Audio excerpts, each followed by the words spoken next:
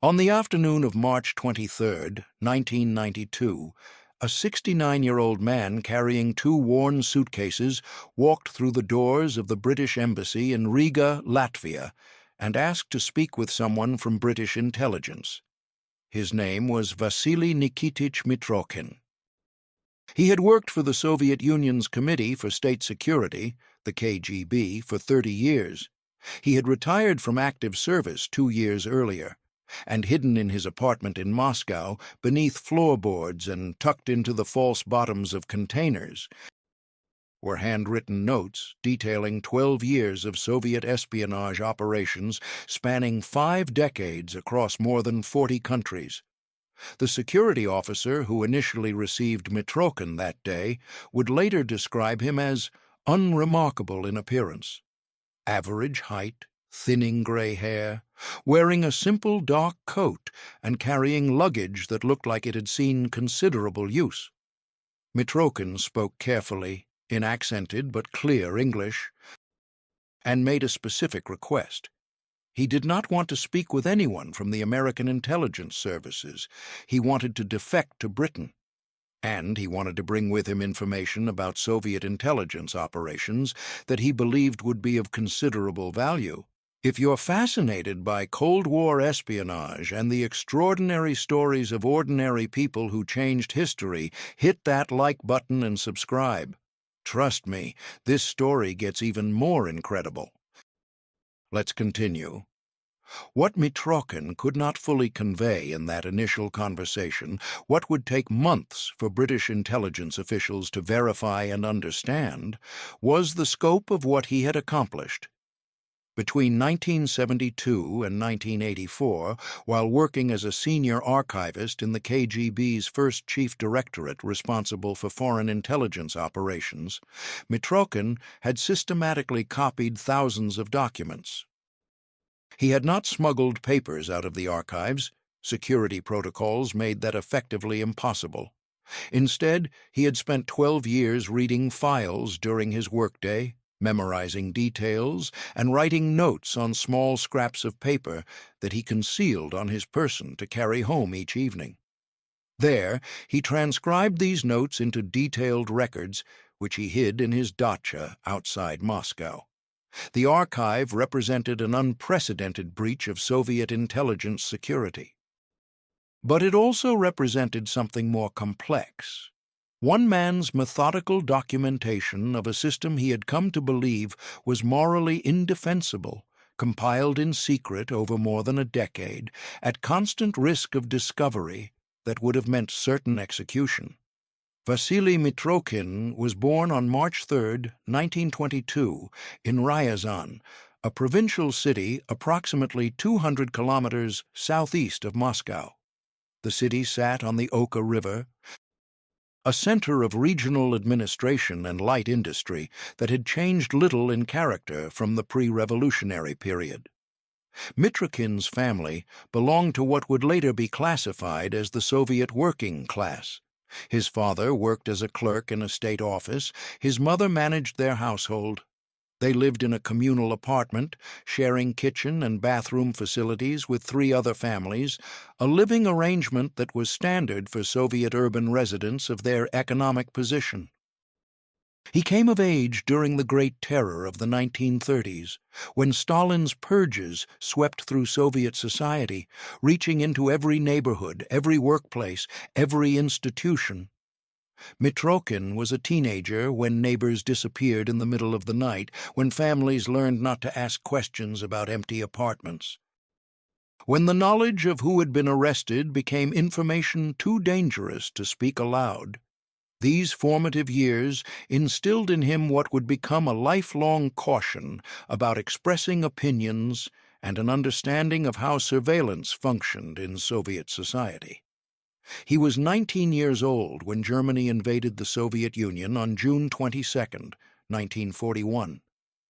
Mitrokhin was called up for military service and served in the Red Army during the Great Patriotic War, as the conflict was known in the Soviet Union. Records indicate he was assigned to rear echelon duties rather than frontline combat. Logistics support, administrative work, the unglamorous but essential functions that kept Soviet forces supplied and organized. He saw enough of the war to understand its devastation, but not enough to earn the particular status that came with having been a frontline combatant.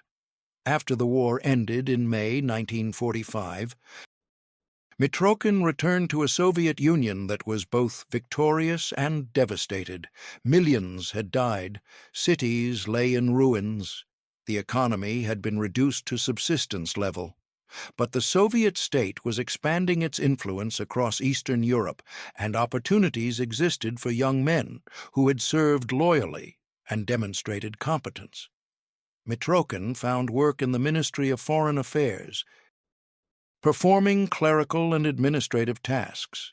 His work was unremarkable but reliable.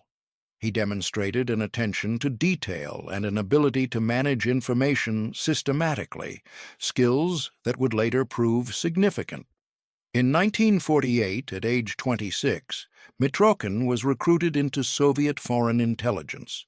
The organization was then known as the Committee of Information under the Council of Ministers, which combined foreign intelligence functions that would later be separated between the KGB and GRU. The recruitment process for someone of Mitrokhin's background was straightforward. He was invited to apply, underwent vetting that examined his family history and political reliability, and was accepted based on his demonstrated administrative competence and clean record. He was not being recruited for operations work that required particular charisma or analytical brilliance.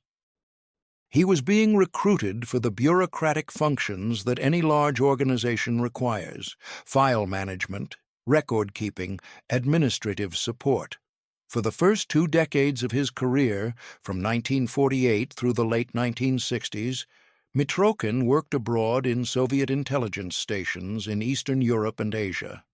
The specific locations remain somewhat unclear from available records, but he served tours in countries within the Soviet sphere of influence. His work involved supporting operational officers, managing communications, handling liaison with local security services, and maintaining station records. Colleagues from this period would later describe him as competent but not exceptional, a man who carried out his duties with thoroughness and reliability, but who did not stand out for particular brilliance or drive. He followed instructions, completed assignments on time, and created no problems for his superiors. During these years abroad, Mitrokhin married. His wife's name has not been publicly disclosed in most accounts of his defection, part of the British government's protection of his privacy and that of his family members who remained in Russia. They had a daughter, also not named in public records. The family lived the life of Soviet intelligence officers posted abroad: better housing than they would have had in Moscow, access to special stores that carried goods unavailable to ordinary Soviet citizens, the particular social circle of other intelligence families, and trusted local officials. It was a privileged existence by Soviet standards, though it came with constraints: constant awareness of being monitored by both their own service and potentially by hostile intelligence agencies, restrictions on social contacts, the knowledge that any mistake could end a career or worse. By the late 1960s, Mitrokhin was in his late 40s, approaching the age when intelligence services typically began transitioning operational officers to less demanding positions. He had served loyally for 2 decades. He had committed no security violations. He had earned the particular trust that comes from years of reliable service without incident. In 1972, at age 50, he was reassigned from active operations to archival work, a lateral move that was neither promotion nor demotion, but rather a standard transition for aging officers.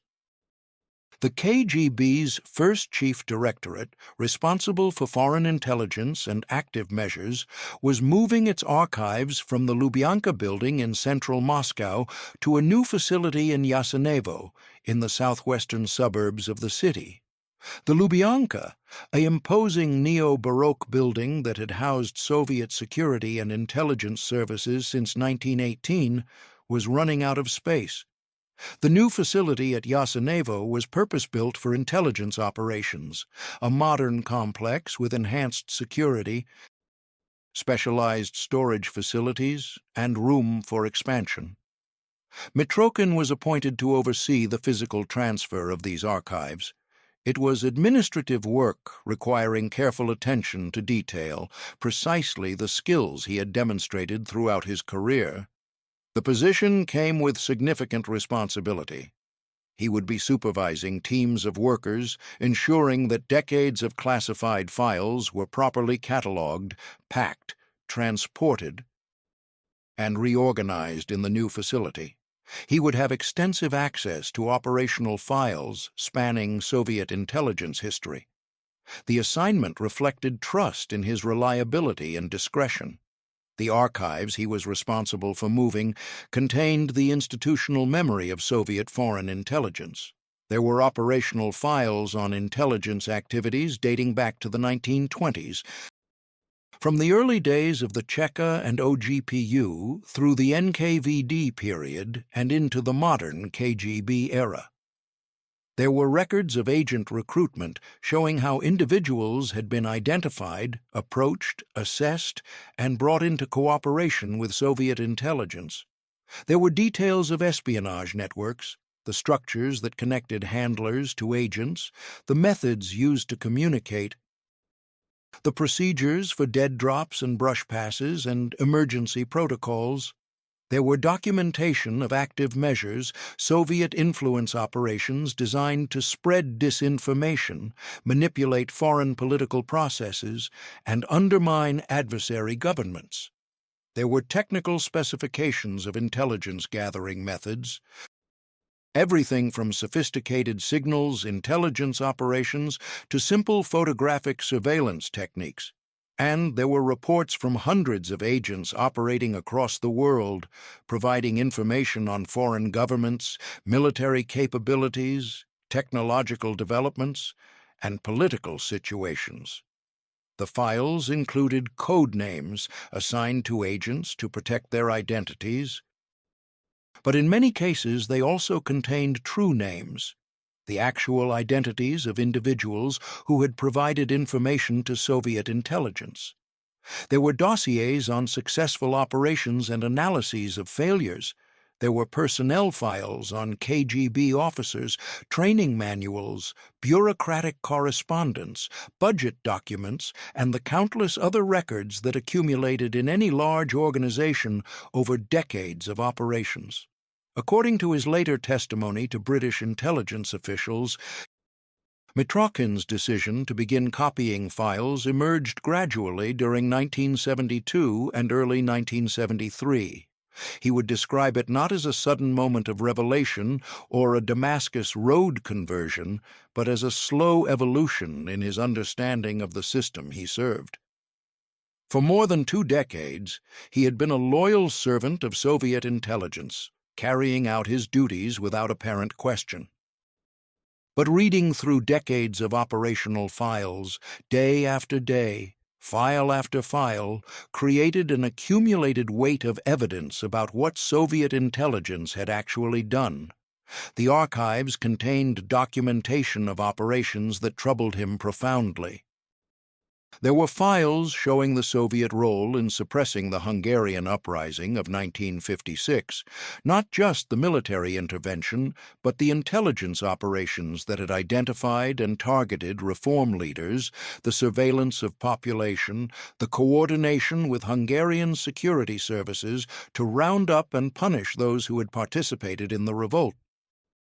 There were records of similar operations during the Prague Spring of 1968, when Soviet intelligence had helped orchestrate the crushing of Czechoslovak reforms.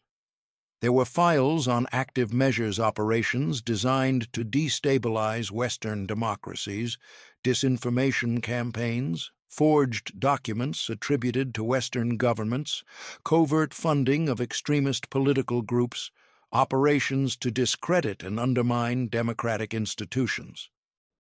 There were files on the persecution of dissidents, documenting how Soviet intelligence tracked, harassed, and in some cases arranged the arrest or assassination of individuals who spoke out against the Soviet system. There were records of operations against émigrés and defectors, showing systematic efforts to punish those who had left the Soviet Union. There were files on operations that had led to the imprisonment and execution of people whose primary crime was possessing information the Soviet state wanted to remain secret or expressing opinions the Soviet state wanted to suppress. Mitrokhin later stated that reading these files forced him to confront the reality of what his service had entailed. He had spent his career supporting an organization whose operations included not just intelligence gathering, which he could rationalize as normal statecraft, but systematic oppression, manipulation of foreign political processes, and willingness to destroy individuals who posed challenges to Soviet power. The cumulative effect of reading file after file detailing these operations created in him a determination that the historical record of what the KGB had done should not remain hidden forever. The physical process of copying files required extraordinarily careful planning. The archive building in Yasenevo operated under strict security protocols designed to prevent exactly what Mitrokhin was attempting. Officers entering the facility each morning passed through multiple checkpoints where identification was verified. There were security officers positioned at various points throughout the building. Classified reading rooms where officers reviewed files had specific procedures. Officers had to sign for files, review them in designated areas, and return them before leaving. Personal items brought into secure areas were subject to inspection. At the end of each workday, employees leaving the facility were subject to random searches of their persons and belongings. Electronic security systems monitored doors and corridors. The entire facility was designed on the assumption that the primary security threat came from external espionage services attempting to penetrate Soviet intelligence, but the protocols also served to prevent internal theft of classified material. Mitrokhin could not simply photograph documents. Cameras were prohibited in secure areas and would be discovered in searches. He could not smuggle papers out in a briefcase. Bags were inspected. He could not copy files to take home. There were no copying machines accessible to someone of his position, and in any case, using them would create a record. The security system, while designed primarily against external threats, was effective enough that traditional methods of document theft were effectively impossible. Instead, he developed a method based on memory and minimal concealment. He would spend his workday reading files as part of his legitimate archival duties. During breaks or moments when he was unobserved, when other officers had left a reading room, when he was alone in a storage area, when he was reviewing files at his desk and colleagues were occupied with their own work, he would make brief handwritten notes on small pieces of paper. These notes were not complete copies of documents. They were abbreviated records, code names, dates, locations, brief descriptions of operations, key facts. A note might read, John, U.S. State Dept, recruited 1967 Berlin, handler Petrov, active through 1975, or Operation Panorama, Destabilization Italy, forged documents, 1976 to 1978. These notes, typically measuring just a few centimeters across, small enough to fold into tiny squares, he would conceal on his person. He developed a system of hiding places, folded notes tucked into his shoes beneath the insole, sewn into the lining of his jacket in small pockets he created specifically for this purpose, tucked into the waistband of his trousers, concealed in the band of his wristwatch. He distributed the notes across multiple locations on his person so that if one hiding place was discovered in a search, The others might be overlooked. Security searches at the end of the day were routine, but not thorough enough to require removing shoes or examining jacket linings in detail. The searches looked for obvious contraband, papers in pockets or bags, cameras, recording devices. Small scraps, carefully hidden, were survivable. Each evening, Mitrokhin would return to his apartment in Moscow. He lived in a standard Soviet apartment building, multiple stories of concrete construction housing dozens of families, the kind of dense urban housing that had been built throughout Soviet cities in the post-war period. His apartment was modest, a small living room, bedroom, kitchen, bathroom. His wife and daughter lived with him when they were not staying at their dacha. The apartment had the standard features of Soviet life: communal heating that functioned erratically, hot water that was available according to a schedule, telephone service that residents understood was monitored by security services. After dinner, often late in the evening when his family had gone to bed, Mitrokhin would sit at his kitchen table and transcribe the day's notes into more detailed records. He worked in longhand, writing carefully in notebooks. He would unfold the small scraps of paper he had brought home, read his abbreviated notes, and expand them into fuller descriptions while his memory of the files he had read that day was still fresh. A brief note saying quote 2 would become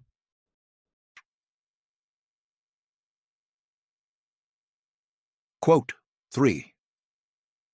He developed a system of organization that mimicked his professional archival training. He used numbered notebooks and created an index so he could cross-reference operations and agents. He organized material by country, by type of operation, by time period. He worked methodically, treating his secret copying project with the same systematic attention to detail he brought to his official duties. On a productive day, he might spend 2 hours after dinner transcribing and organizing notes from files he had reviewed. On days when he had reviewed particularly significant files or when he had managed to make extensive notes, he might work into the early morning hours. The risks were substantial and constant. If Mitrokhin had been caught copying classified information, if a colleague had observed him making notes and reported it, if a security search had discovered the concealed papers, if someone had noticed him writing at home and investigated what he was documenting, the consequences would have been execution for treason. The KGB did not treat breaches of security lightly under any circumstances. Breaches by its own officers, particularly officers with extensive access to sensitive files, were among the most serious security violations possible. Discovery would have meant immediate arrest, interrogation that would have been thorough and brutal, trial before a closed military tribunal, and execution by firing squad. The sentence would have been carried out quickly and quietly. His family would have faced severe consequences as well: loss of privileges, social stigma, potential imprisonment, depending on what investigators believed they might have known. Yet Mitrokhin maintained this routine for 12 years, from 1972 until 1984. During this period, he filled numerous notebooks with his transcriptions. The notes covered KGB operations across the globe, detailed accounts of espionage networks in North America, extensive documentation of operations in Western Europe, records of activities in Latin America, files on operations in Africa, material on Asian operations, and accounts of Middle Eastern intelligence activities. The archive he was building documented both successful operations that had provided valuable intelligence to the Soviet Union and failures that had resulted in compromised agents and blown networks. It included information on agents who had been highly productive sources and those who had provided minimal useful information. It covered technical methods, human intelligence operations, active measures, and the full range of KGB foreign intelligence activities. The project required extraordinary discipline and operational security in his personal life. He had to ensure his wife and daughter did not discover what he was doing. He had to maintain his daily routine at work without arousing any suspicion that might lead to increased surveillance. He had to socialize normally with colleagues, attend required political meetings and social functions, perform his official duties with continued reliability. He was living a double life, dutiful Soviet intelligence officer by day, systematic documenter of Soviet intelligence crimes by night. The psychological strain of maintaining this deception for 12 years, of constantly being aware that discovery meant death, of knowing that what he was doing would be regarded by everyone he knew as the ultimate betrayal, was immense. In 1984, the transfer of archives to Yasenevo was completed. Mitrokhin's official responsibilities changed. He was assigned to other archival duties that did not provide the same level of access to operational files. The extensive access he had enjoyed while overseeing the archive transfer, the ability to review files across decades of operations, to examine material from all geographic regions, to read everything from agent recruitment files to technical operation reports, came to an end. His copying work effectively ended as well. He had spent 12 years accumulating notes. Now he faced the question of what to do with them. Mitrokhin continued working for the KGB until his retirement in 1988, at age 66. Soviet intelligence officers of his generation typically retired around this age unless they held particularly senior positions. His retirement was unremarkable, a small ceremony acknowledging his decades of service, a pension that provided him with a modest but secure income, retention of certain privileges including access to special stores. He did not destroy his notes. Instead, he took them to his dacha, a small country house outside Moscow that he and his wife used on weekends and during summer months. The dacha was typical of those owned by Soviet citizens of Mitrokhin's generation and status. It was a modest wooden structure, perhaps 60 square meters, with a main room that served as kitchen and living area, a small bedroom, no indoor plumbing, heated by a wood stove. There was a small plot of land where vegetables could be grown, a practical necessity during Soviet food shortages, but also a source of satisfaction for many city dwellers.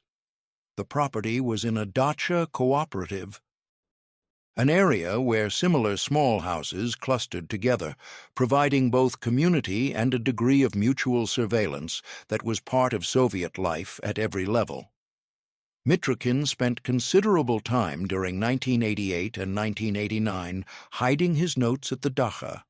He later described in detail to British intelligence officers the elaborate system of concealment he created.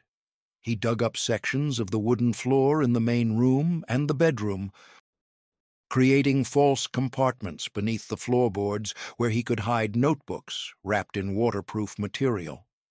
He created cavities in the walls by carefully removing sections of interior paneling, inserting waterproof containers holding notes, and replacing the paneling so the alterations were not obvious. He used spaces in the roof structure, accessible only by removing specific boards, to hide additional material. He buried waterproof containers in the garden, creating a small diagram for himself showing their locations. He distributed his archive across multiple hiding places so that if one location was discovered, the others might survive. The process reflected both careful planning and well-founded paranoia. Mitrokhin lived with constant fear of discovery even after retirement. The KGB maintained surveillance on its former officers, particularly those who had held sensitive positions with access to classified information.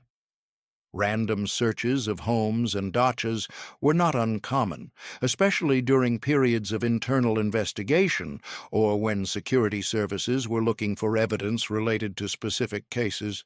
Any unusual signs at his dacha? Disturbed earth? altered floorboards. Suspicious repairs could trigger investigation. By creating multiple hiding places and ensuring the notes were carefully concealed in weatherproof containers, Mitrokhin was attempting to protect both the information he had accumulated and himself. The political landscape of the Soviet Union shifted dramatically between 1988 and 1991. Mikhail Gorbachev, who had become General Secretary of the Communist Party in March 1985, had initiated policies of glasnost, openness, and perestroika, restructuring, that were transforming Soviet society. These reforms, intended to revitalize the Soviet system, instead revealed its deep structural problems and opened space for dissent and criticism that had not existed during most of Mitrokhin's career. The changes accelerated rapidly. The Berlin Wall, which had divided Berlin since 1961 and stood as the physical symbol of Cold War division, fell on November 9, 1989. The event was televised globally, crowds of Germans from both east and west attacking the wall with hammers and pickaxes, people streaming through newly opened checkpoints, the spontaneous celebration of reunification. The Eastern European communist governments that had ruled since World War II collapsed in rapid succession during late 1989 and early 1990. Poland, Hungary, Czechoslovakia, Bulgaria, Romania. The Soviet Empire that had dominated Eastern Europe for 4 decades dissolved in a matter of months. In August 1991, hardliners in the Soviet government and KGB attempted a coup against Gorbachev, who was vacationing in Crimea. They declared a state of emergency, sent tanks into Moscow, and announced they were taking control to preserve the Soviet system.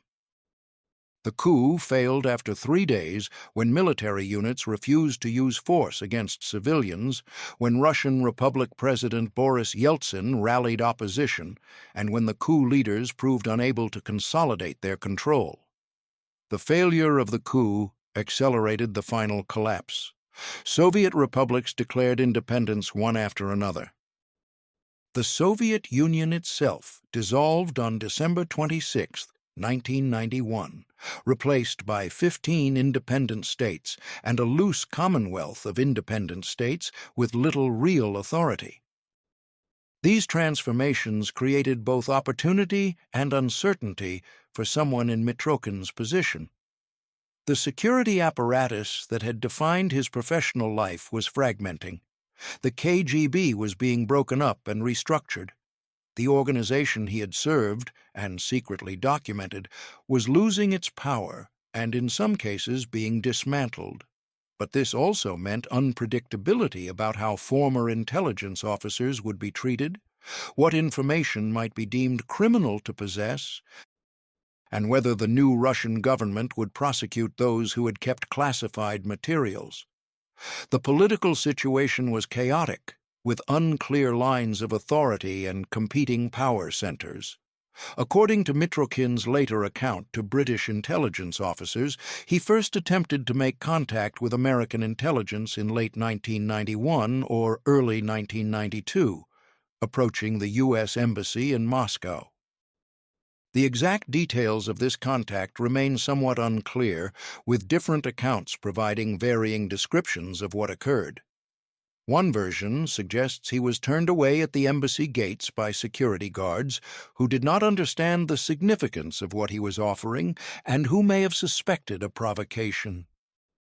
Another account indicates that he managed to meet briefly with a low-level consular official who took his information but did not pass it along to CIA officers, treating him as one of many walk-ins making implausible claims.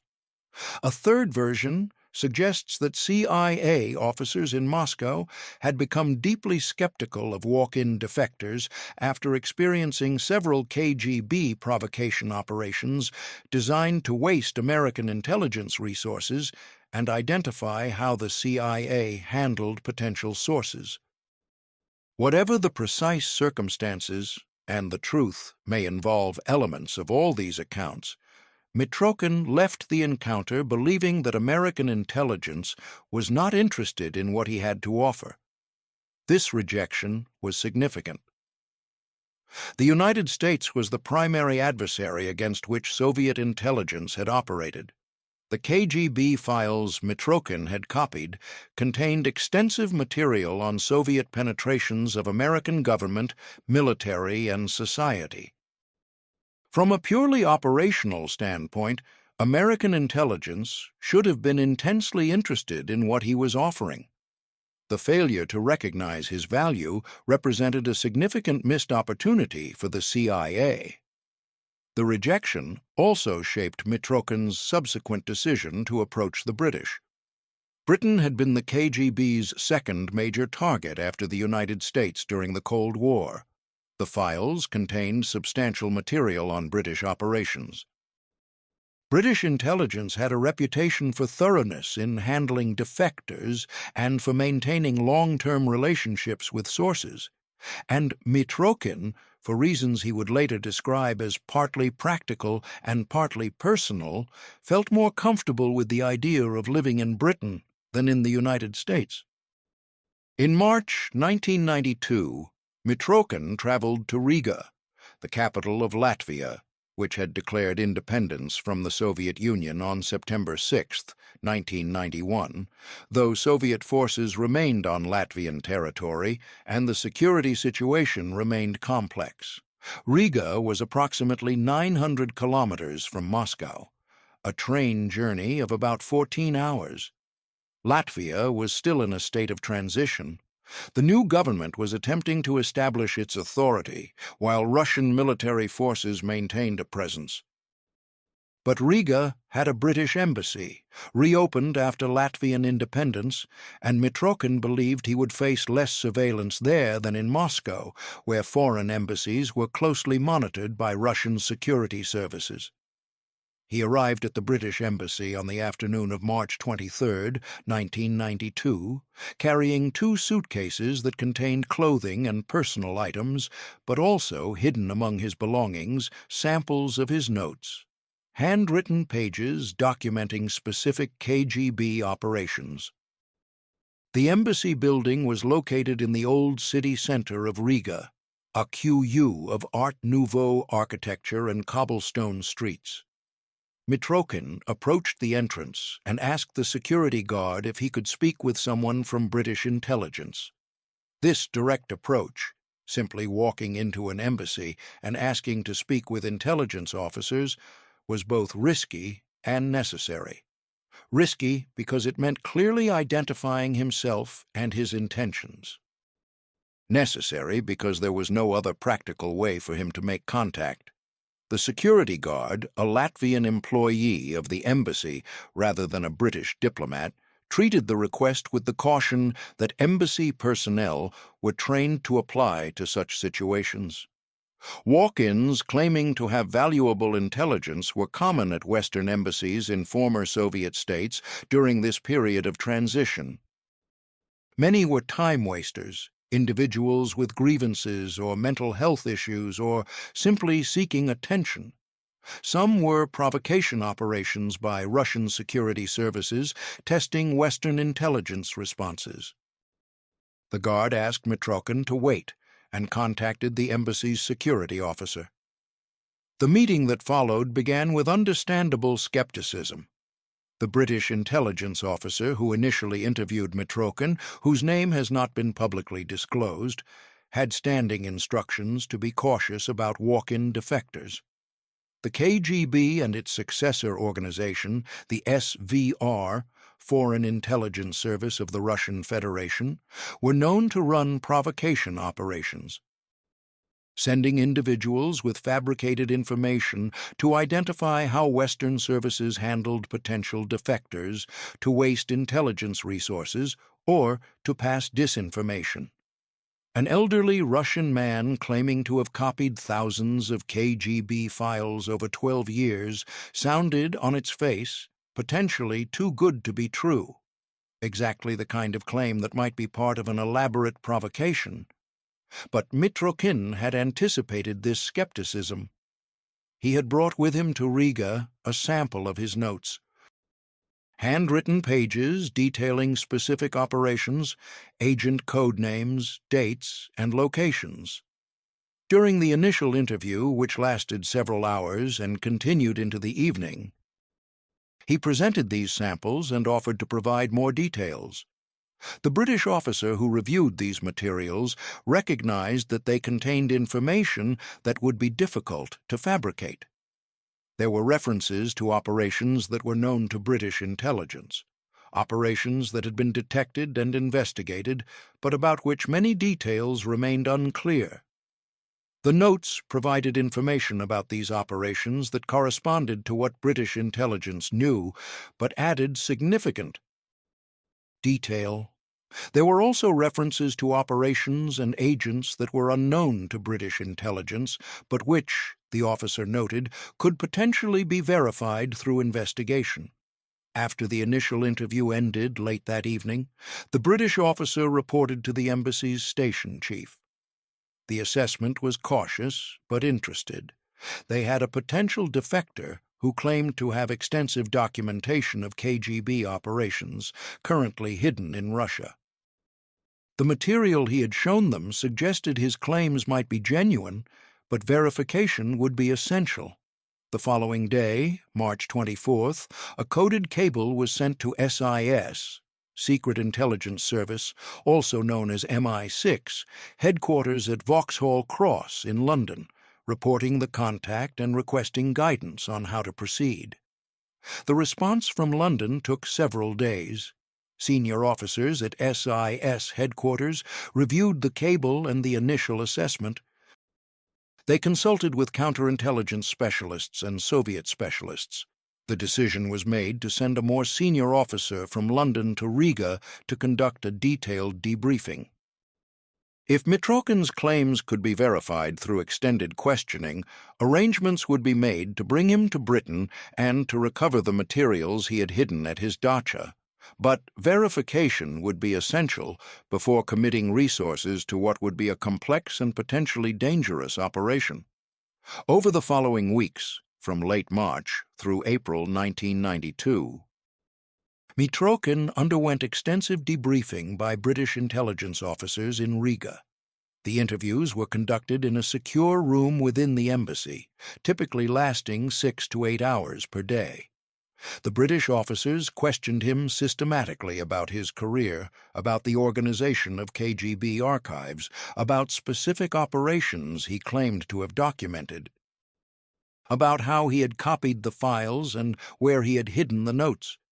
They asked detailed questions designed to identify inconsistencies or implausibilities that might suggest fabrication. They presented him with information that they knew to be true and asked him to describe what the KGB files had contained about those operations, then compared his descriptions to their own records. They challenged him on details, pushed him to explain apparent contradictions, and tested whether his knowledge was genuine or invented. Mitrokhin's responses, according to later accounts by the officers involved, were consistent and detailed in ways that suggested real experience rather than fabrication. He could describe the layout of the archive building in Yasenevo with extraordinary precision, the location of specific reading rooms, the security checkpoints, the procedures for signing out files, the daily routines of archive workers. He could explain the KGB's filing system, how operations files were organized, what classification levels existed, how cross-referencing worked, which types of information appeared in which categories of files. When asked about specific operations that British intelligence knew about, he could provide contextual details that appeared in the KGB files but had never been publicly known. The code names of officers involved, the specific dates of meetings, the methods used for communication. His description of his copying methodology, the scraps of paper hidden on his person, the evening transcription sessions at his kitchen table, the use of abbreviations and code names to minimize what he needed to write during the workday, had a prosaic authenticity that seemed difficult to invent. He did not claim to have accomplished the impossible. He acknowledged limitations. He had not had access to all KGB files. Only those that came through his hands during the archive transfer. He had not been able to copy complete documents, only make notes about their contents. There were gaps in his knowledge. There were operations he had heard about, but never seen files on. This acknowledgement of limitations actually increased his credibility. Fabricators typically claim comprehensive knowledge, but the critical question remained: could the materials he claimed to have hidden in Russia actually be recovered? Mitrokhin's notes at his dacha represented the evidence that would verify his claims definitively. Without those notes, British intelligence had only his verbal testimony and the samples he had brought to Riga. With the full archive, they could verify his information against their own intelligence, cross-check details, and determine whether what he was offering justified the risk and expense of defecting him to Britain. The operation to extract Mitrokhin's archive required careful planning and presented significant challenges. The dacha was located outside Moscow, in Russian territory.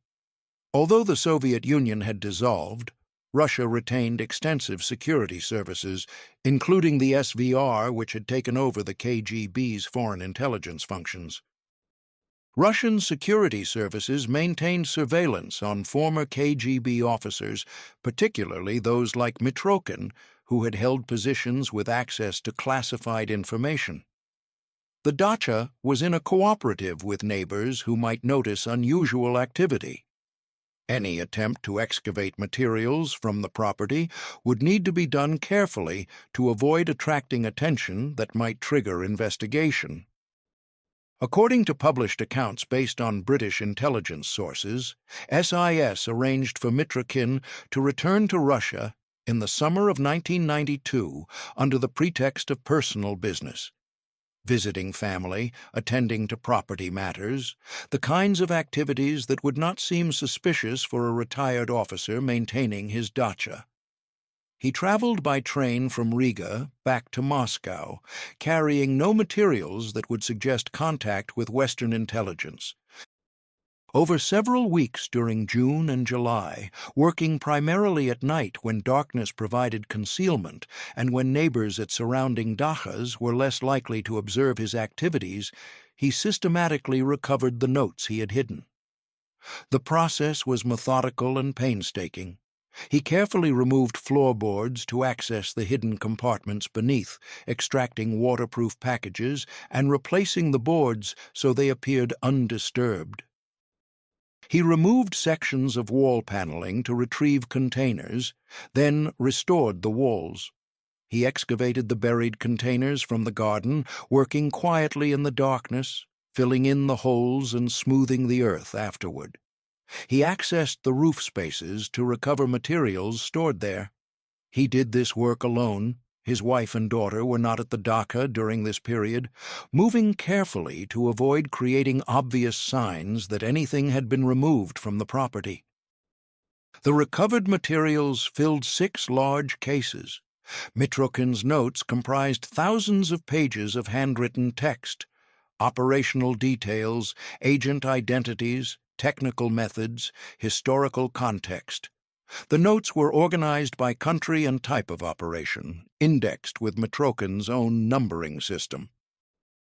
They covered KGB activities from the 1920s through the early 1980s, though the most detailed material focused on the period from the 1960s through the early 1980s, when Mitrokhin had been actively copying files. The volume of material was extraordinary, the accumulated product of 12 years of systematic copying representing one man's attempt to document the institutional memory of Soviet foreign intelligence. In autumn 1992, Mitrokhin was exfiltrated from Russia to Britain along with his archive. The operation involved moving both the man and the materials out of Russian territory without triggering the attention of Russian security services. The specific details of this exfiltration, the exact route taken, the methods used, the operational security measures, remain classified. British intelligence services do not publicly discuss such operational details, both to protect the methods they employ and to avoid providing information that might assist hostile services in countering future operations.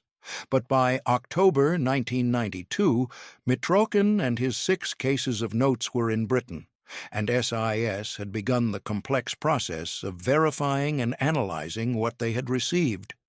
The verification process took more than a year and involved teams of analysts working through Mitrokhin's notes, page by page.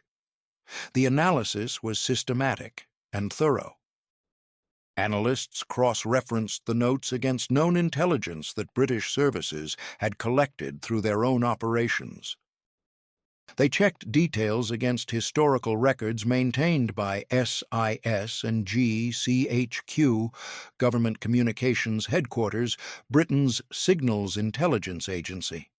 They examined specific claims about operations and looked for independent evidence that might confirm or refute what the notes described. They contacted counterintelligence services in allied countries, including but not limited to the CIA, FBI, Canadian intelligence, Australian intelligence, and services in several European NATO countries to determine whether the operations Mitrokhin described matched their own records of suspected or detected KGB activities. They also examined the internal consistency of the material itself. Fabricated intelligence often contains internal contradictions, mistakes in details, implausibilities in operational methods, anachronisms that reveal the material was created after the events it purports to describe. The analysts looked for such problems in Mitrokhin's notes. They traced how information in one set of notes related to information in other notes covering the same operations. They checked whether the organizational details, how the KGB structured operations, which directorates were responsible for which activities, what procedures were followed, matched what was already known about KGB organization and methods. What emerged from this extensive analysis was an assessment that the Mitrokhin archive was genuine. The level of detail in the notes, the internal consistency across thousands of pages, the correlation with independently verified intelligence, the technical accuracy of descriptions of KGB methods, and the successful verification of numerous specific claims all supported the conclusion that Mitrokhin had indeed systematically copied KGB files over a 12-year period. The archive represented the most comprehensive documentary evidence of Soviet intelligence operations ever obtained by Western intelligence services, more extensive than any previous defector had brought, more systematic in its coverage, more detailed in its documentation. The contents of the archive were extensive and damaging to both residual Soviet networks and to individuals who had cooperated with the KGB.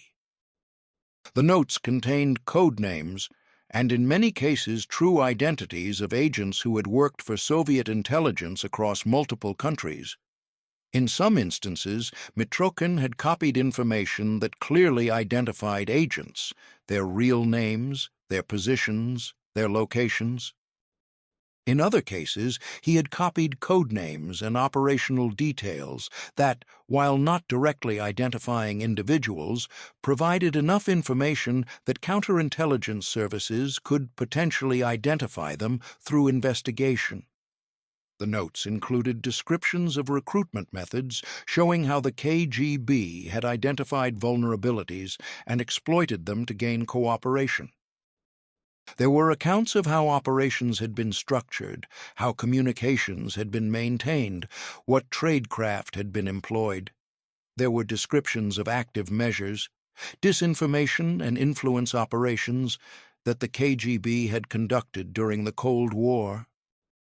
These included details of forged documents created to discredit Western governments, disinformation spread through media channels, covert funding of political organizations, and operations designed to manipulate public opinion in target countries. The notes documented specific active measures, campaigns with dates, objectives, and methods.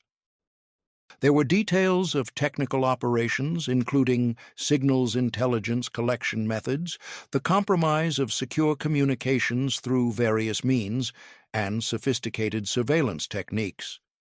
There were accounts of assassination operations and attempted assassinations conducted by KGB operatives, documenting how the Soviet intelligence service had eliminated people it considered threats. There were records of how the KGB had penetrated foreign governments, intelligence services, military organizations, and academic institutions, showing systematic efforts to place sources in positions where they could access classified or sensitive information. In the United States, Mitrokhin's notes identified dozens of individuals who had provided information to the KGB during the Cold War. Some were known to American counterintelligence, cases that the FBI had detected or suspected but had never been able to fully investigate or prosecute.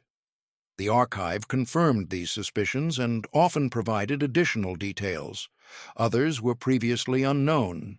Individuals who had worked for Soviet intelligence without ever being detected, who had provided information and then ended their cooperation, who had believed their activities would remain forever secret. One case that emerged from the archive involved Robert Lipka, who had worked as a U.S. Army clerk at the National Security Agency from 1964 to 1967.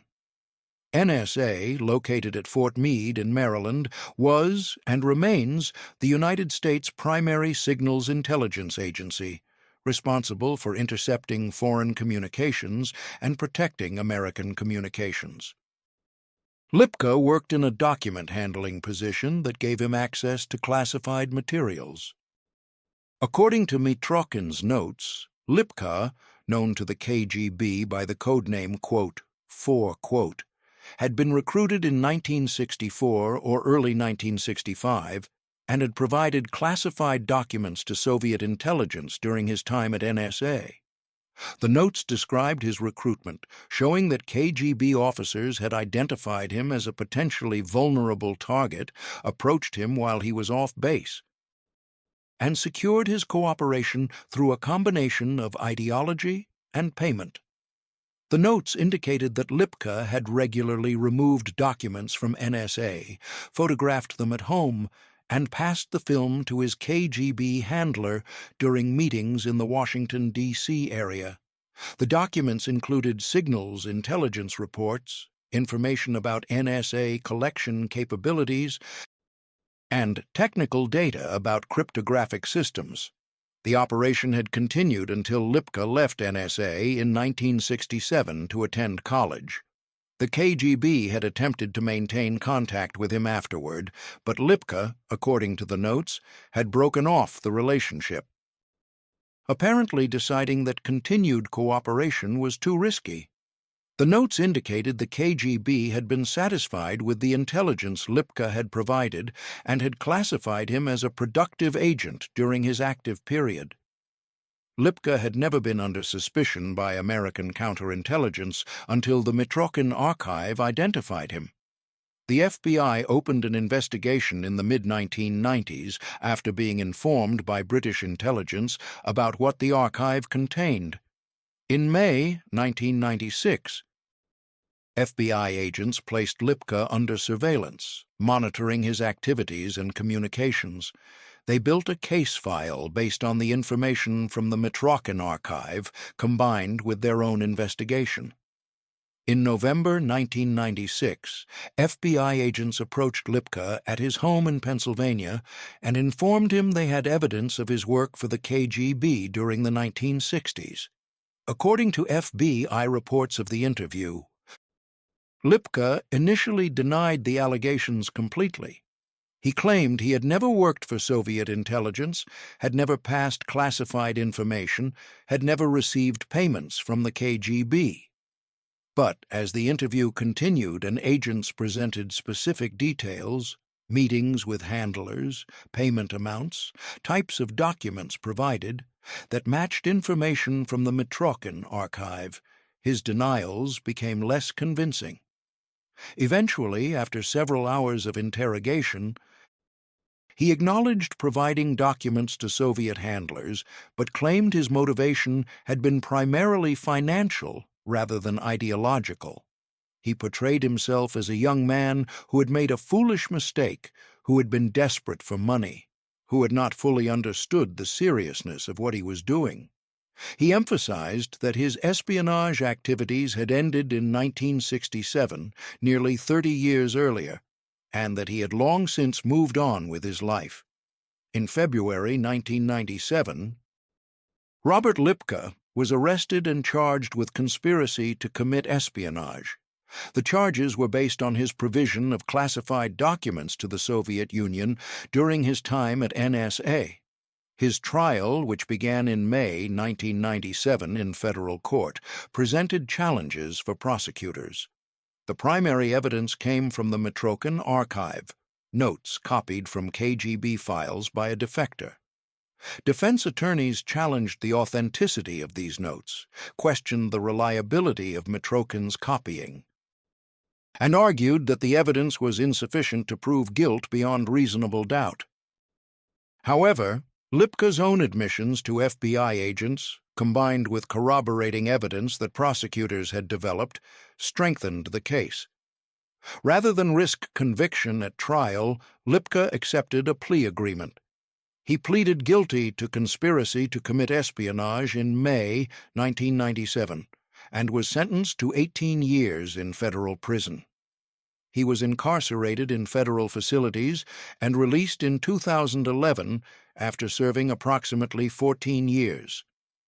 He died in 2013 at age 68. 2 years after his release, the Lipka case demonstrated both the value and limitations of the Mitrokhin archive for criminal prosecutions. The archive provided evidence that identified Lipka as someone who had worked for the KGB, evidence that led to his investigation and ultimate conviction. But prosecuting someone based on notes copied from files presented legal challenges.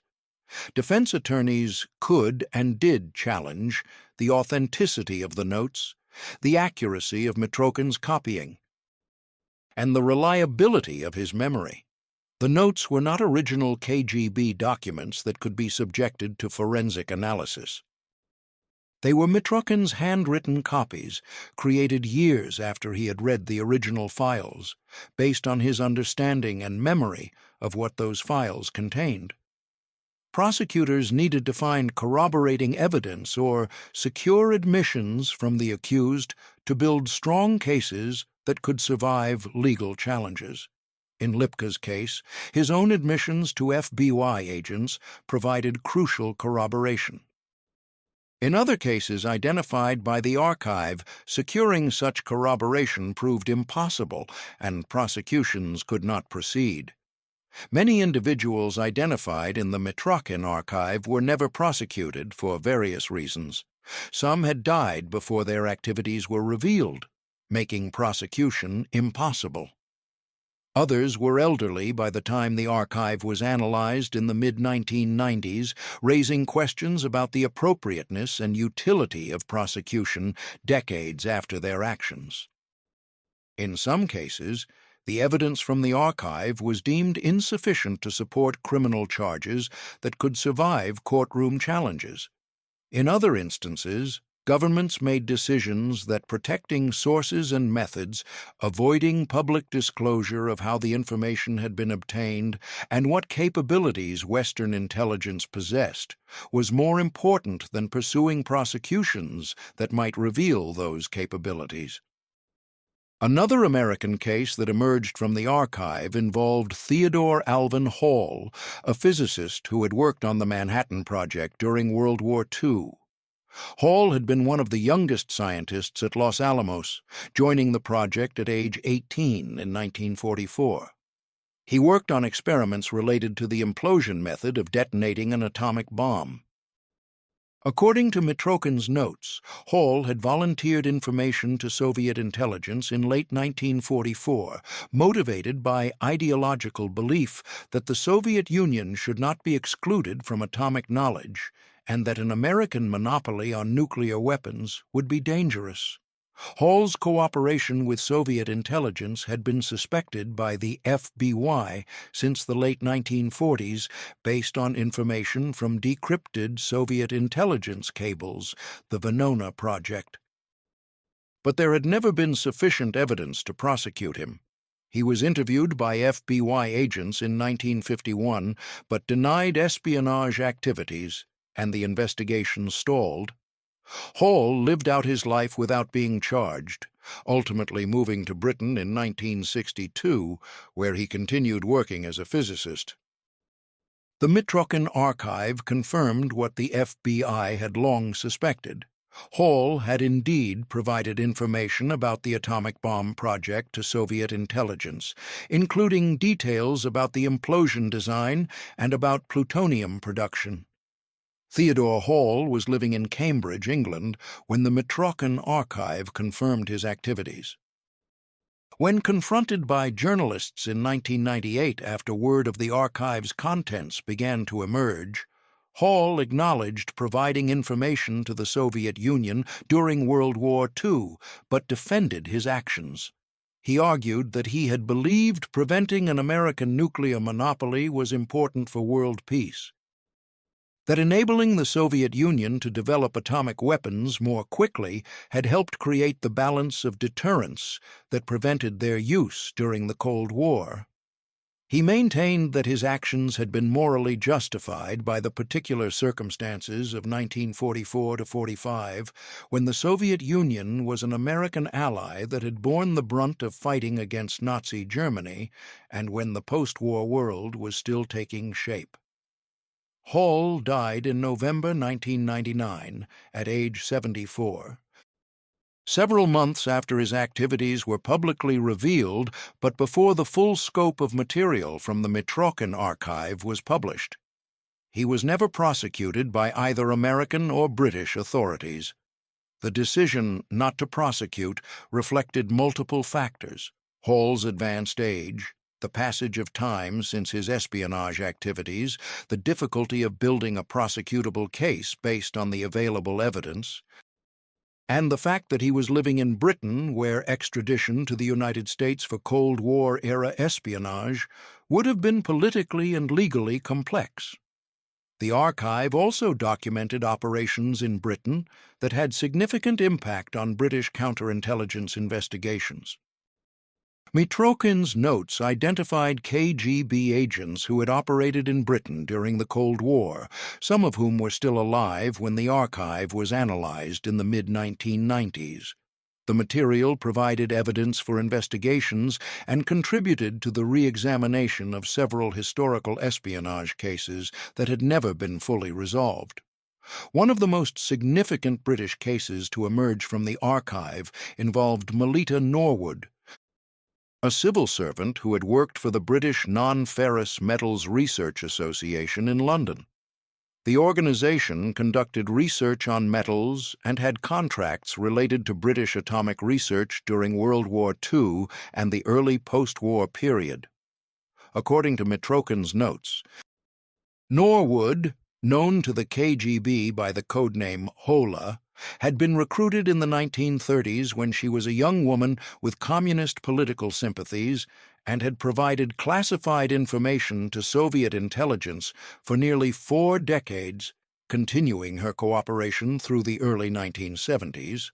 The notes indicated that Norwood had provided valuable intelligence on British atomic research during the crucial period when Britain was developing its own atomic weapons.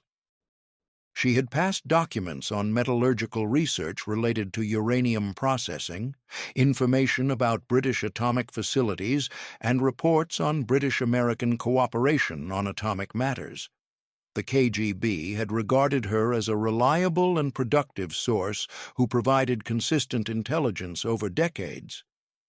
The longevity of her cooperation, nearly 40 years of active espionage, and the fact that she had never been detected made her case particularly significant. When MI5 officers, acting on information from the Mitrokhin archive, interviewed Melita Norwood in September 1999, she was 87 years old, a widow living in a modest house in Bexley Heath in South London.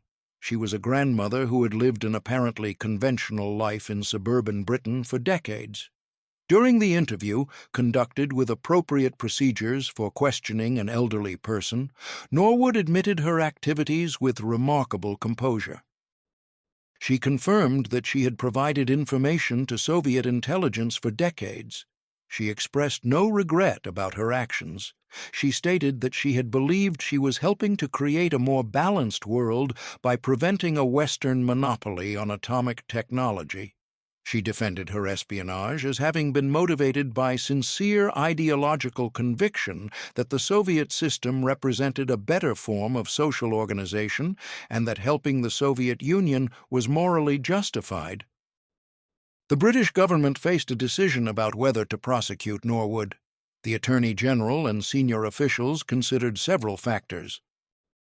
The evidence from the Mitrokhin archive was compelling, and Norwood's own admissions provided strong corroboration. However, she was 87 years old, in uncertain health. The espionage activities for which she would be prosecuted had occurred decades earlier, with her active cooperation apparently ending in the early 1970s, more than 25 years before. Prosecution would be expensive, requiring extensive preparation and potentially a lengthy trial. The evidence? While compelling to intelligence professionals, might prove difficult to present to a jury in ways that would guarantee conviction, defense attorneys would challenge the Mitrokhin archive's authenticity and reliability, and those challenges might create reasonable doubt. Additionally, there were questions about what prosecution would achieve. Norwood posed no ongoing security threat. She was an elderly woman who had not engaged in espionage for decades.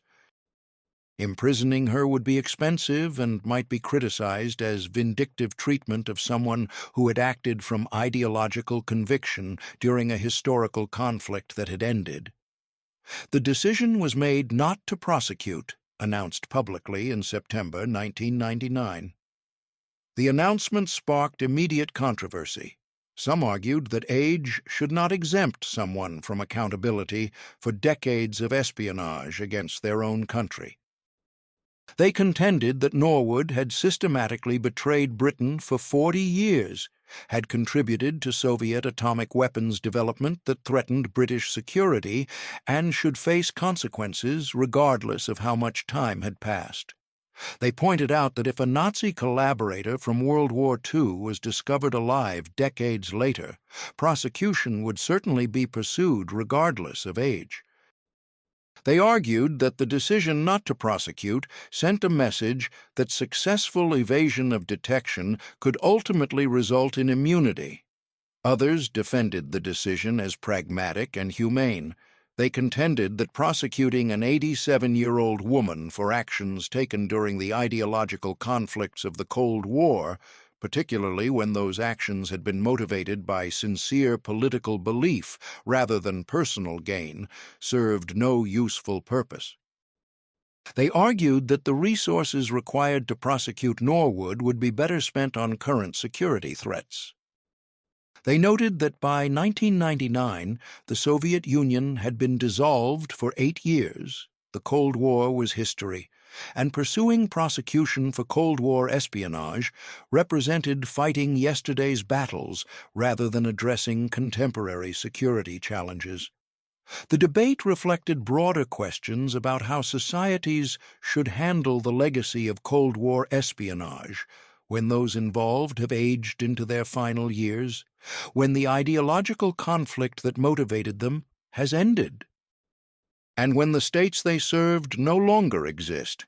Melita Norwood lived out her remaining years in her house in Bexley Heath, occasionally giving interviews to journalists who remained interested in her story.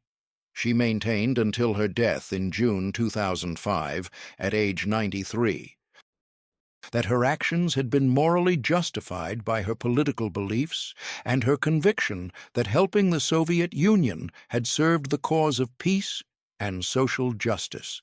The decision about how to use information from the Mitrokhin archive created ongoing tensions between intelligence agencies, counterintelligence services, and governments. Intelligence services wanted to protect operational security and avoid revealing how they had obtained the information, what specific capabilities they possessed for verifying and analyzing such material, and what other sources they might have that could corroborate or extend the archive's contents. Counterintelligence services wanted to use the material to close historical cases, identify previously unknown penetrations, and pursue prosecutions where possible. Governments needed to balance these intelligence and security interests against legal requirements, political considerations, diplomatic concerns, and public opinion. There was also the question of what to share with Allied intelligence services and how to handle cases involving foreign nationals. The archive contained information about KGB operations in dozens of countries. British intelligence needed to determine what to share with counterintelligence services in those countries, how much detail to provide, and how to manage the diplomatic and political consequences of revelations about Soviet penetrations of Allied governments.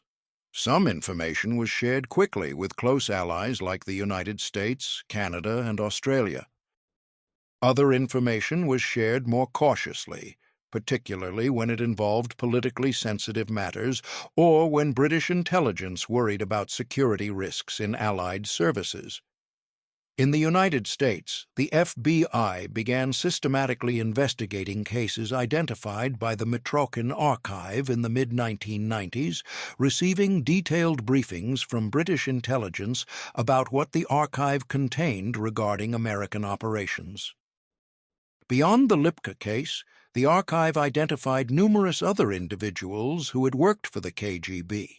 Some investigations led to prosecutions. Others did not, either because suspects had died, because evidence was insufficient, or because other considerations argued against prosecution. The archive provided historical context for operations that American intelligence had detected but never fully understood.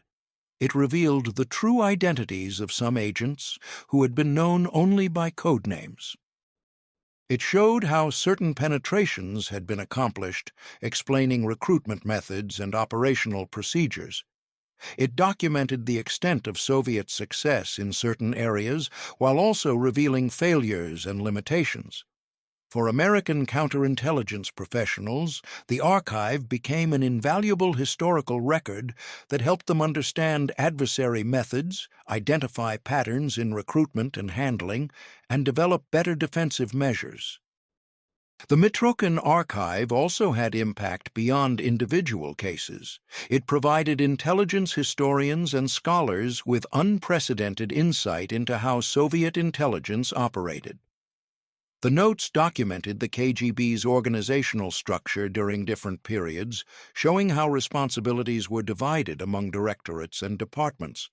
They revealed the KGB's priorities, demonstrating which countries and which types of intelligence received the most resources and attention. They showed patterns in how operations succeeded and failed, providing case studies in both effective intelligence work and catastrophic mistakes. The archive revealed patterns in agent recruitment that helped counterintelligence professionals understand how the KGB identified and exploited vulnerabilities. The notes documented recruitment approaches based on ideology, showing how Soviet intelligence had targeted individuals with communist sympathies or left-wing political views during certain periods. They showed recruitments based on financial vulnerability, documenting cases where the KGB had identified people with money problems and offered payment for cooperation. They documented recruitments based on personal vulnerabilities, marital problems, career frustrations, psychological issues that made individuals susceptible to manipulation. Understanding these patterns helped Western counterintelligence develop better programs for identifying potential insider threats and protecting personnel from recruitment approaches. The archive demonstrated the scale and scope of Soviet active measures, operations designed not primarily to collect intelligence, but to influence political processes, spread disinformation, and destabilize adversary societies. The notes documented systematic campaigns to manipulate media coverage in target countries, showing how the KGB had planted false stories, created forged documents, and used various mechanisms to inject disinformation into public discourse.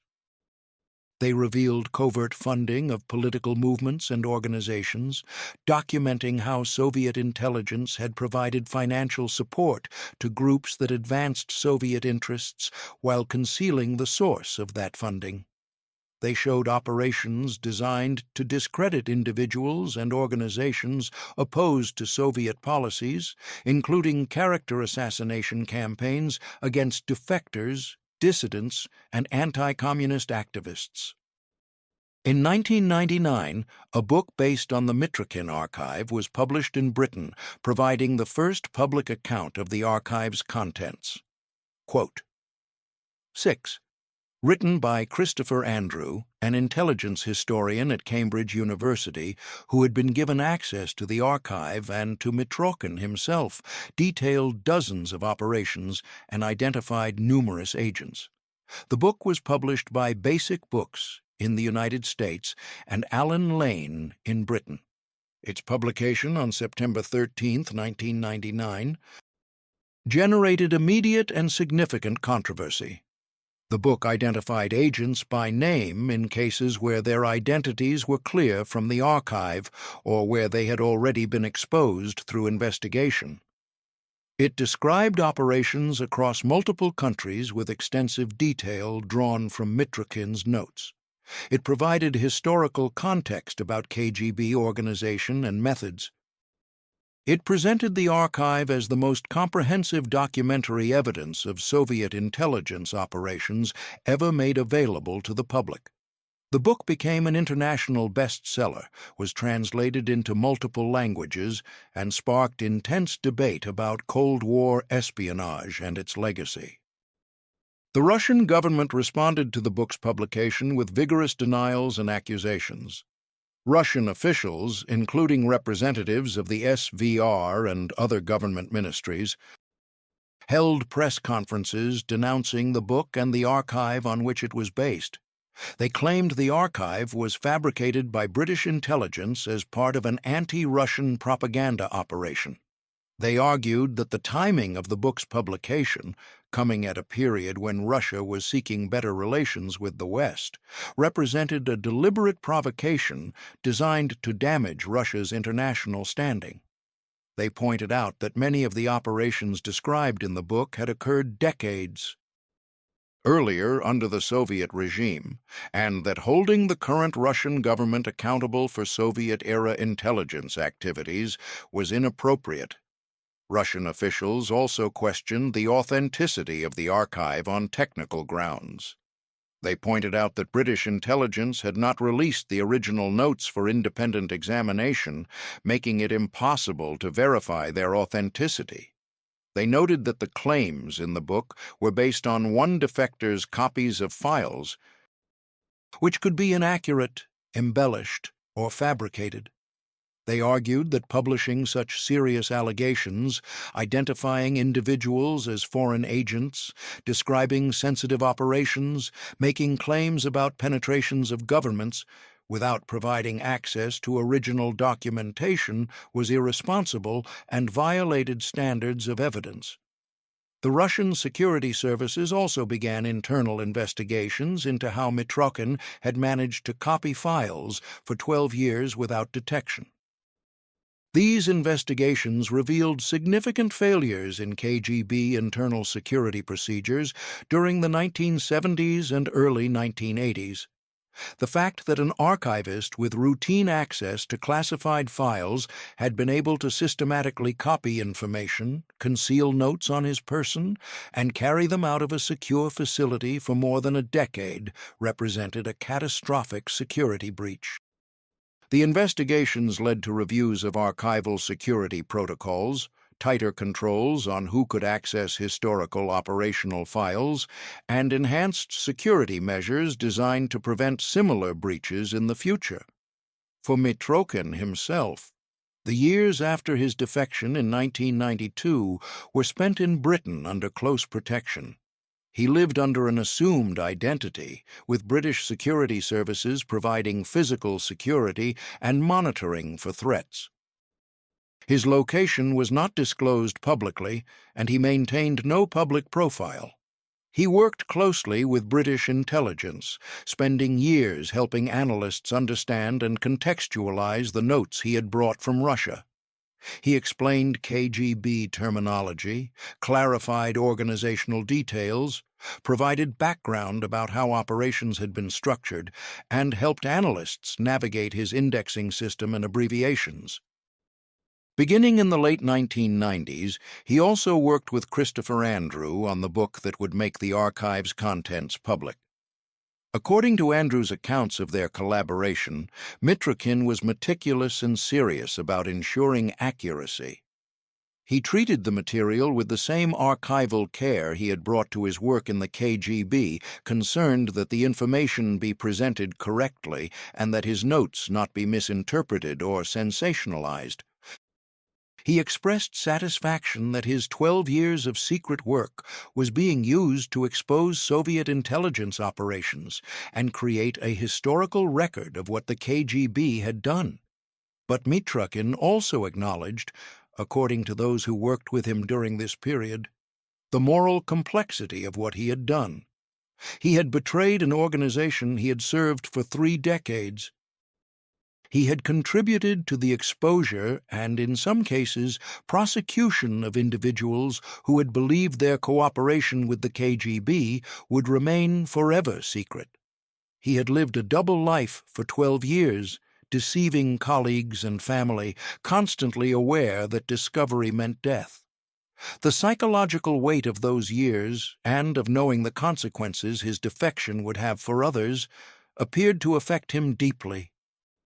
Those who knew him in Britain described him as often melancholy, a serious man who rarely smiled, who seemed to carry the burden of his choices with him constantly.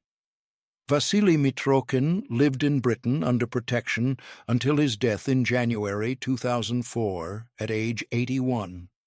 The specific circumstances of his death were not made public, and British authorities did not immediately acknowledge it, maintaining the operational security that had surrounded him since his defection. He was buried under his assumed identity. When his death was eventually reported in the media several months later, it received limited coverage. A few paragraphs in major newspapers noting that the defector whose archive had exposed Soviet intelligence operations had died. There were no public memorial services, no official tributes, no detailed obituaries exploring his life and legacy. He had spent the last 12 years of his life in Britain working to document and explain what he had copied, and he died quietly, his true identity protected even in death. By the time Mitrokhin died in 2004, much of the material from his archive had been analyzed, many of the cases it revealed had been investigated, and the first major book based on the archive had been published to international attention. In 2009, 5 years after his death, a second book appeared. The World Was Going Our Way, The KGB and the Battle for the Third World, also written by Christopher Andrew, with Mitrokhin's notes as the primary source. This volume focused on KGB operations in Africa, Asia, Latin America, and the Middle East, documenting Soviet intelligence activities outside Europe and North America. The material continued to generate scholarly research and historical reassessment, with the archive becoming a standard reference for historians studying Cold War intelligence operations. The long-term impact of the Mitrokhin archive on intelligence operations and on individuals identified in it continued long after both Mitrokhin's death and the publication of books based on his notes. Intelligence services worldwide studied the archive to understand Soviet methods, to identify patterns in espionage operations, and to develop defensive measures against similar activities by current adversary services. The archive influenced how intelligence agencies thought about insider threats and archival security. The fact that Mitrokhin had operated undetected for 12 years while working inside one of the world's most security-conscious organizations demonstrated that even the most careful security protocols could not fully prevent a determined insider from stealing information they could legitimately access as part of their job. For Russian intelligence services, the Mitrokhin case became a defining example of the damage an insider could cause. The Russian intelligence community's responses to the case included not just defensive measures to prevent similar breaches, but also aggressive counterintelligence efforts to identify potential insiders before they could cause similar damage. The case reinforced existing paranoia within Russian intelligence about internal threats and contributed to a culture of suspicion that affected how the services operated.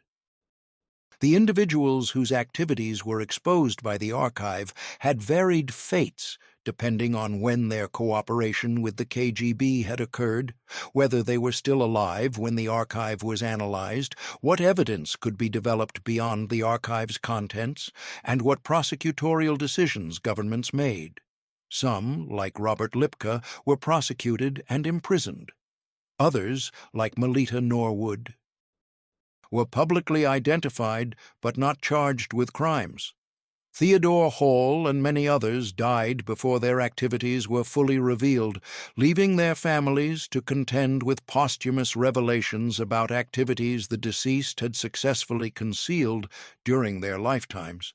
Some of those identified maintained that their actions had been justified by the ideological conflicts of the Cold War and expressed no regret. Others acknowledged wrongdoing and expressed remorse, though how sincere such expressions were decades after the fact remained unclear. The question of historical memory and accountability remains complex and unresolved. The Mitrokhin archive contributed to understanding the scope and methods of Soviet intelligence operations during the Cold War, providing documentation that helped answer historical questions and resolve long-standing uncertainties about specific cases and operations. It allowed for some measure of accountability through prosecutions and public exposure. It created a historical record that would have remained hidden if Mitrokhin had not undertaken his 12-year copying project. But the archive also exposed individuals decades after their activities had ended, raising difficult questions about the statute of limitations on betrayal, the appropriateness of pursuing elderly people for acts committed during an ideological conflict that had concluded, and whether the value of historical accountability justified the costs of belated exposure. These questions had no simple answers and generated genuine disagreement among intelligence professionals, legal experts, historians, and the public. For the families of those identified in the archive, the children who learned that their parents had been Soviet agents, the spouses who may or may not have known about their partner's activities, the relatives who discovered family secrets decades after the events, the revelations created profound personal challenges.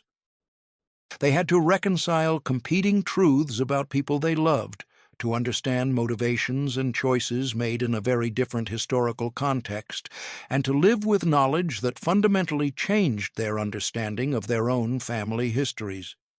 Consider the impact on families who learned decades after the fact that their parents or grandparents had worked for Soviet intelligence.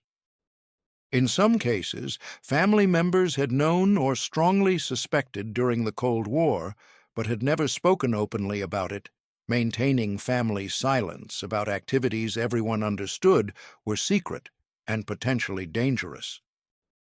In these cases, the archive's revelations and any subsequent publicity might have been unwelcome but not shocking, confirmation of what had already been known or suspected within the family. In other cases, family members learned for the first time that their parents or grandparents had been Soviet agents. Children who had grown up believing their parents were ordinary civil servants or academics or business people discovered that those parents had secretly been providing information to the KGB. The discovery could create profound identity crises. If a fundamental fact about a parent's life had been hidden, what else might not be true? If a parent had been capable of maintaining such deception for decades, had the relationship itself been genuine or another form of manipulation? These were questions without satisfying answers, and they created psychological burdens that affected how family members understood their own histories. For Morris and Lona Cohen's extended family in America, learning the full extent of their relatives' espionage through the Mitrokhin archive added detail to a story they had partially known since the Cohens' arrest in Britain in 1961. The couple had fled the United States in 1950 after the FBI began investigating the atomic espionage network that included Julius and Ethel Rosenberg. They had resurfaced in Britain under assumed identities as Peter and Helen Kroger, running a business and living apparently conventional lives. Their arrest in 1961 as part of the Portland spy ring investigation revealed their true identities and their long involvement in Soviet intelligence. They were convicted, imprisoned, and eventually exchanged in a spy swap in 1969, moving to Moscow where they lived until their deaths. The Mitrokhin archive provided additional details about the Cohens' activities that had not been fully known from their trial or from previous intelligence investigations. The notes documented their work during the 1940s, supporting Soviet atomic espionage, their roles in specific operations, their handling of other agents, and the KGB's high regard for their skills and dedication. For family members who had grown up knowing that Morris and Lona Cohen had been Soviet agents, but not knowing the full extent of their activities, the archive filled in parts of the story while also raising new questions about how much the couple had believed in what they were doing and how they had justified their actions to themselves. The moral and emotional complexity for family members was significant.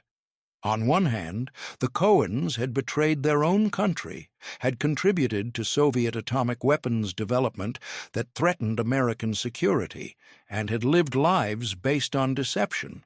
On the other hand, they had been motivated by sincere ideological conviction, had believed they were serving a cause greater than themselves, and had demonstrated remarkable courage and commitment, even if that courage was directed toward ends others considered wrong. How should family members feel about such ancestors? Pride in their commitment and bravery? Shame about their betrayal? Some complex mixture of both? There were no simple answers. Beyond individual cases and family impacts, the Mitrokhin archive contributed to scholarly understanding of Cold War intelligence in ways that extended far beyond identifying specific agents. The archive provided unprecedented detail about how a major intelligence service organized its operations, managed its personnel, assessed its successes and failures, and adapted to changing circumstances. Intelligence historians gained insights into questions that had previously been matters of speculation or incomplete understanding. The archive revealed the KGB's organizational culture and how it evolved over time. The notes showed how the KGB trained its officers, what skills and characteristics it valued, how it promoted personnel, how it handled internal disputes and failures. The archive documented the tension between operational ambition and security consciousness that affected all intelligence services.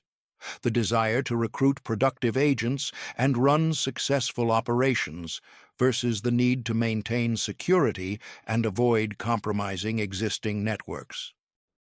The notes showed how the KGB balanced these competing imperatives with varying success, sometimes achieving remarkable operational results, and sometimes suffering catastrophic failures from excessive risk-taking or inadequate security measures. The archive also revealed limitations and failures of KGB operations that provided important context for assessing Soviet intelligence capabilities. Not all agents were productive. Some provided unreliable information, either because they had limited access to truly valuable intelligence or because they fabricated reports to maintain their relationships with handlers and continue receiving payments. Some operations failed due to poor planning, with the KGB undertaking activities that had little realistic chance of success. Others failed due to bad luck, random circumstances that exposed operations despite careful preparation. Still others failed because of effective counterintelligence work by Western services that detected and neutralized Soviet operations. The archive showed that the KGB faced resource constraints just like any organization. There was never enough money to fund all desired operations, never enough qualified personnel to handle all potential agents, never enough time to pursue all promising leads.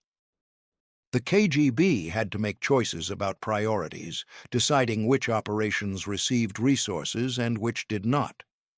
The notes revealed bureaucratic obstacles and internal politics that affected operations, rivalries between different directorates, competition for resources and recognition, officers protecting their own positions, sometimes at the expense of organizational effectiveness.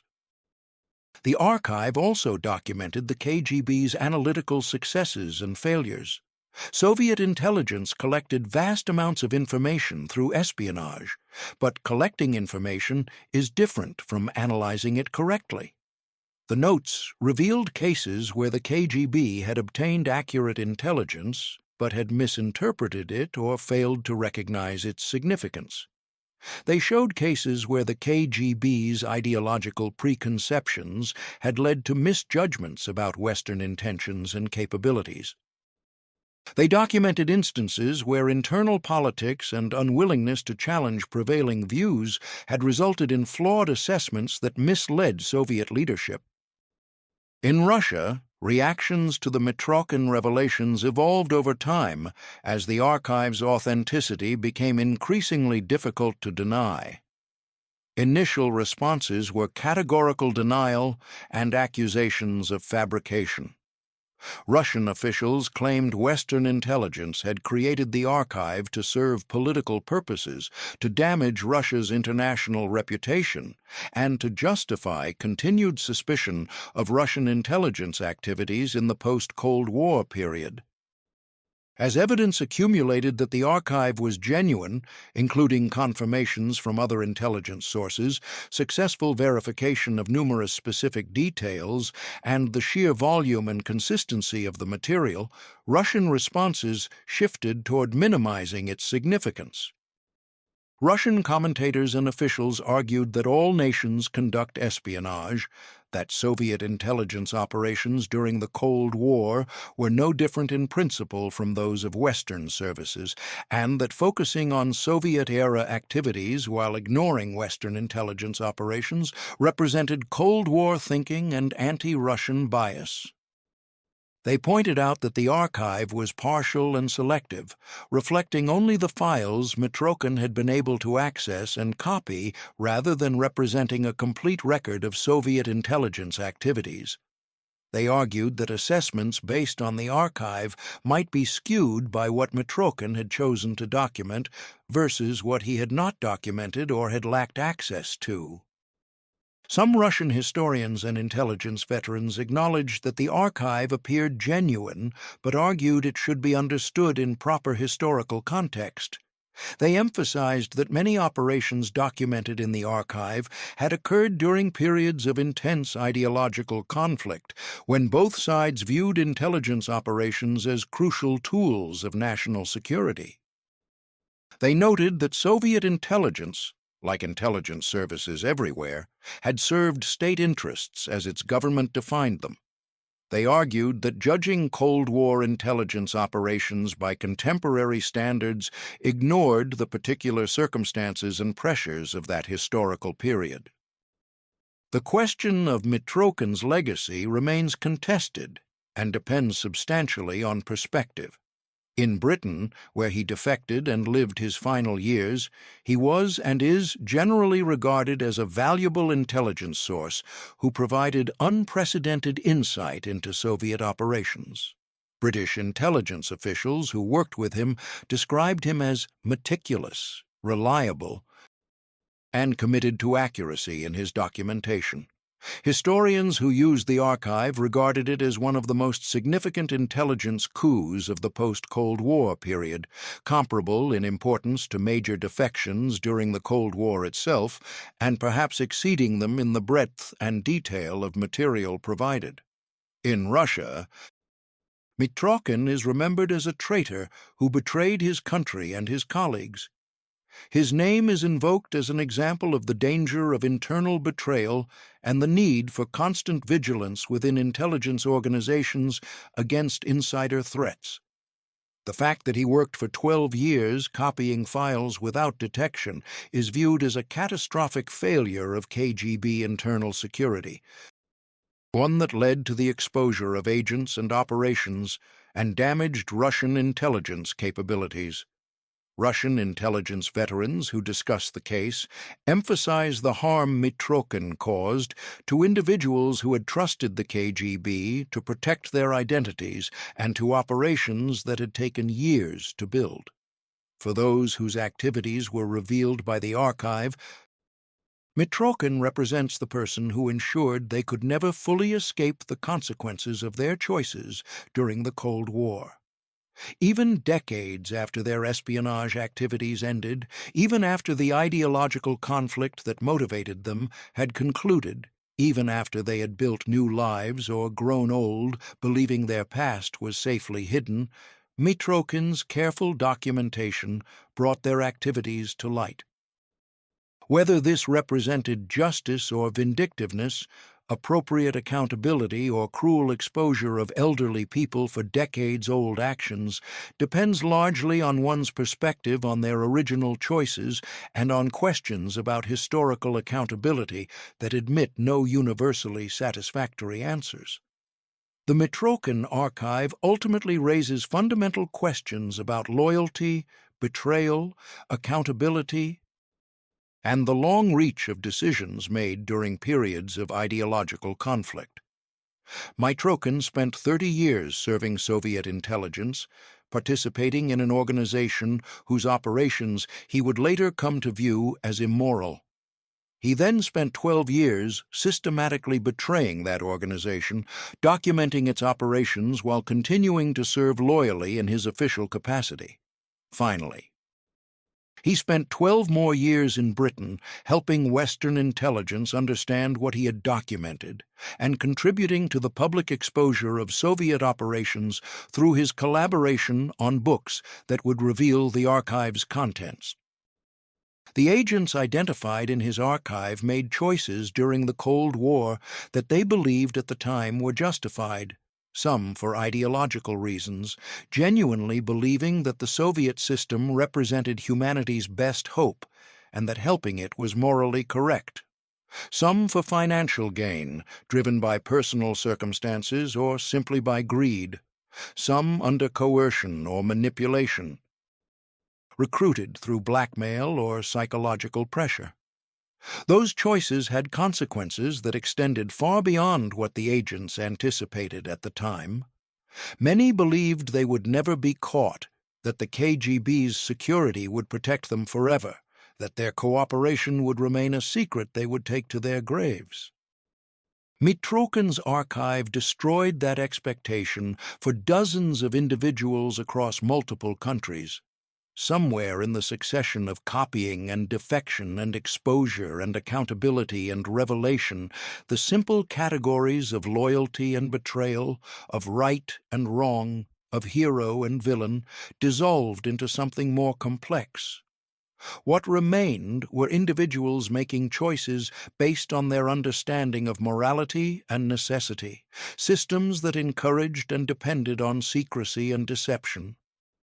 Consequences that rippled outward far beyond what anyone anticipated, and the uncomfortable truth that even decades of distance cannot fully resolve questions about what people owe to their countries, their families, their colleagues, and their own consciences.